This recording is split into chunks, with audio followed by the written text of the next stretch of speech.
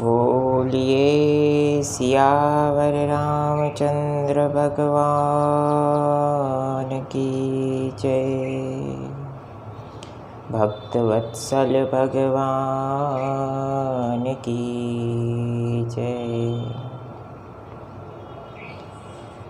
बंधुओं, उम्मीद करता हूँ आप सभी अपने घरों में, अपने अपने जीवन में स्वास्थ्य वर्धन के साथ अपने कार्य को, अपने लक्ष्य को पूर्ण करने में तत्परता को धारण करते हुए आगे बढ़ रहे होंगे।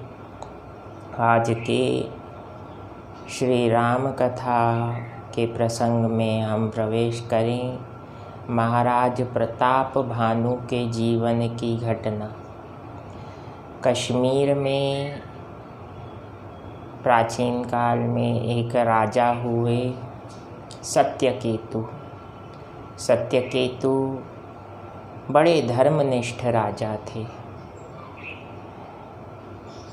धर्म और सत्य के आधार पर, जैसा उनका नाम था उसके आधार पर वे अपनी प्रजा का पालन किया करते थे और न्यायप्रिय राजा के रूप में विश्व में विख्यात हुए। सत्यकेतु को 2 राजकुमार थे। बड़े राजकुमार का नाम प्रताप भानु और छोटे का नाम अरिमर्दन। समय के अनुसार महाराज सत्यकेतु ने निश्चय किया कि अब जीवन की अवधि धीरे धीरे कम होती जा रही है, क्यों ना परमपिता परमेश्वर की उपासना करके जीवन को धन्य किया जाए। प्राचीन काल में राजा महाराजा समय को भांप कर ईश्वर की उपासना में जीवन बिताते थे। हालांकि वे ऐसा ना करते तो भी वे परमपिता परमात्मा को प्राप्त करते, क्योंकि न्यायप्रिय राजा थे। किंतु नहीं, सत्यकेतु ने अपने पुत्र प्रताप भानु को युवराज पद दिया, राजा बनाया और छोटे बेटे अरिमर्दन को प्रधान सहायक नियुक्त किया। दोनों भाइयों में बड़ा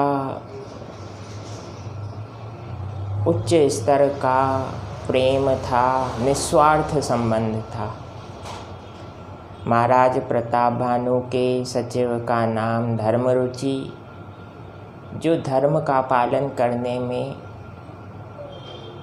शुक्राचार्य के समान थे। समय के अनुसार प्रताप भानु ने दिग्विजय यात्रा प्रारंभ की और उस विजय यात्रा में आसपास के समस्त क्षेत्रों को जीतकर एक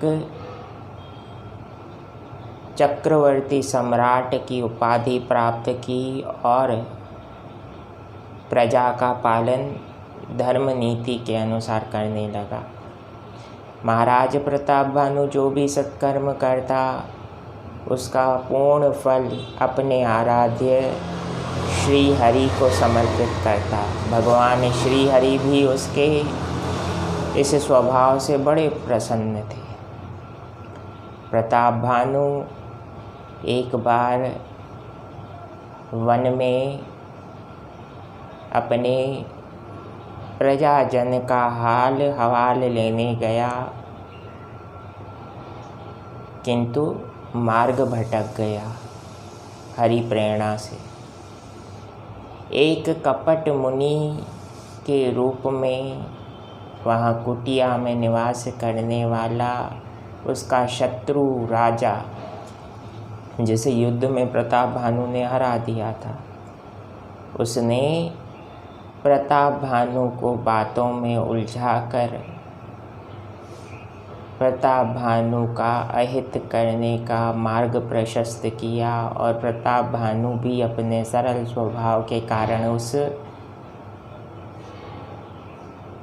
कपट मुनि की बातों में फंस गया। बंधुओं, जीवन में कौन कितना सफल होता है ये तो भगवान श्री राम जाने, किंतु कई बार हम अपनी असफलताओं, अपने फेल्यूअर्स के कारण खुद होते हैं। शास्त्र में कहा गया कि जोग जुगति तप मंत्र प्रभाव, फलई तबहि जब करिय दुराव। 4 चीज़ों को कभी भी किसी को भी, चाहे अंधा विश्वास उस व्यक्ति पर क्यों ना हो, पूर्ण विश्वास क्यों ना हो, उसे भी नहीं बताना चाहिए, अन्यथा कार्य सिद्ध नहीं हो सकता। योग कर्म करने का आपका तरीका क्या है? अगर आपने स्ट्रेटजी किसी को बता दी तो स्वप्न में भी ना सोचें कि सफल होंगे। युक्ति, आपके कार्य करने का जो तरीका है उसमें क्या बारीकियां हैं, किस प्रकार से कार्य करते हैं, वो भी कभी किसी से शेयर ना करें। तप, आप अपने कर्म को करने के लिए कितना परिश्रम करते हैं। Never tell to others, otherwise a person will have to सफ़र।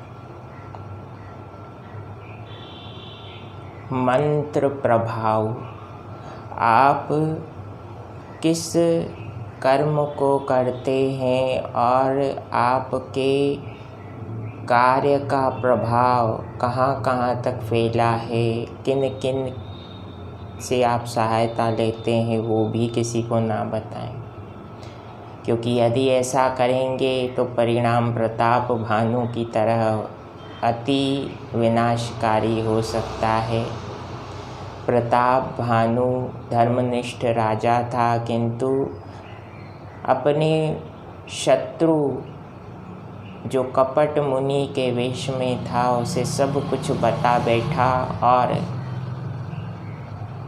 अपने राज्य और प्रजा का सर्वनाश कर बैठा।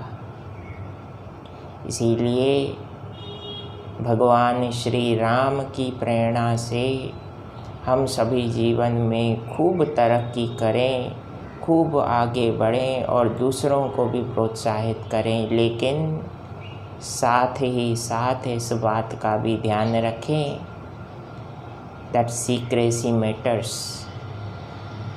If you open up your secrecy to others, दूसरों को अपने नीतियों के बारे में बताएंगे तो फिर परिणाम दुखदाई हो सकता है। बाकी प्रभु श्री राम की कृपा आप पर बनी रहे, आप सभी प्रसन्न रहें, स्वस्थ रहें और खूब आगे बढ़ें। जय सिया राम।